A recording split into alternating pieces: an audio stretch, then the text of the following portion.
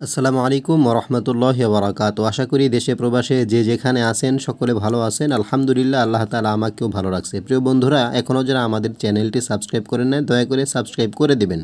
আমরা সর্ব অবস্থায় স্বপ্নের ব্যাখ্যা সহ আমলি বিষয়গুলো আপলোড করে থাকি, যেগুলো আপনাদের জন্য অনেক অনেক অতীব প্রয়োজনীয় জিনিস।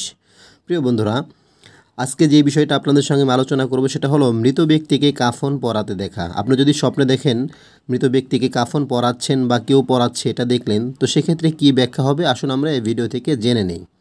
হজরত মুহাম্মদ ইবনে সিরিন রহমতুল্লাহ আলাইহি বলেছেন, স্বপ্নে মৃতকে কাফন পরাতে দেখা দুনিয়াতে ওই মৃতের তরিকা গ্রহণ করবে। যদি আলেম হয় তাহলে এলেম পাবে, মালদার হলে মাল পাবে। মৃতকে কাফন দিতে দেখা মৃতের আত্মীয় স্বজনদের কাপড় দান করবে। হজরত জাফর সাদিক রহমতুল্লাহ আলাইহি বলেছেন, মৃতের পোশাক স্বপ্নে দেখার 3 ব্যাখ্যা হতে পারে। 1 নাম্বার মাল সম্পদ, 2 নাম্বার কঠিন কাজ প্রকাশ হওয়া, 3 নাম্বার দিন নষ্ট হওয়া। মৃত ব্যক্তিকে তাকাতে দেখা দীর্ঘায়ু লাভ হবে, তবে গৃহে দুঃখ দুর্দশা দেখা দেবে। মৃতকে জীবিত হতে দেখা কাজ কঠিন হয়ে যাবে, বেকার হলে কাজ পাবে। যদি বাদশা হয় তাহলে এলেম ও হিকমত বৃদ্ধি পাবে এবং উদ্দেশ্য সফল হবে। যদি কোনো কাজে সংশয় থাকে তাহলে তা পূর্ণ হয়ে যাবে। আল্লাহ তাআলার বাণী, ফাআমাতাহুল্লাহু মিআতা আমিন সুম্মা বাআসা। অর্থ, অনন্তর আল্লাহ তাকে 100 বছর পর্যন্ত মৃত্যুদান করলেন, অতঃপর তাকে পুনর্জীবিত করলেন।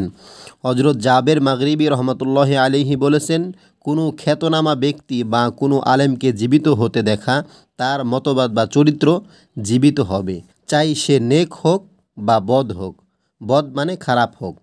মৃত বগলে নিতে দেখা মৃতকে আপনি বগলের নিচে নিতে দেখলেন, হায়াত দীর্ঘ হবে, অবস্থার উন্নতি হবে। মৃতকে কোনো বস্তু দেয়া দেখা ওই বস্তুর মূল্য বেড়ে যাবে, ওই বস্তুর অভাব দেখা দিবে। এটা বলা যায় যে এ মৃত ক্ষমাপ্রাপ্ত হবে, শহীদ হবে।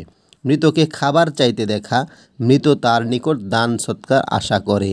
কোনো মৃত ব্যক্তি যদি আপনার কাছে কোনো কিছু খাবার চায়, সেক্ষেত্রে আপনি বুঝবেন মৃত তার নিকট থেকে দান সৎকার আশা করে। সেক্ষেত্রে এমনটা যদি দেখেন, আপনি দান সৎকার করবেন। প্রিয় বন্ধুরা, মৃত ব্যক্তিকে কাফন পরাতে দেখা সংক্রান্ত যেই হেডলাইন ছিল, সেখান থেকে সমগ্র বিষয়গুলো আমি আপনাদের সঙ্গে খোলাসা করলাম।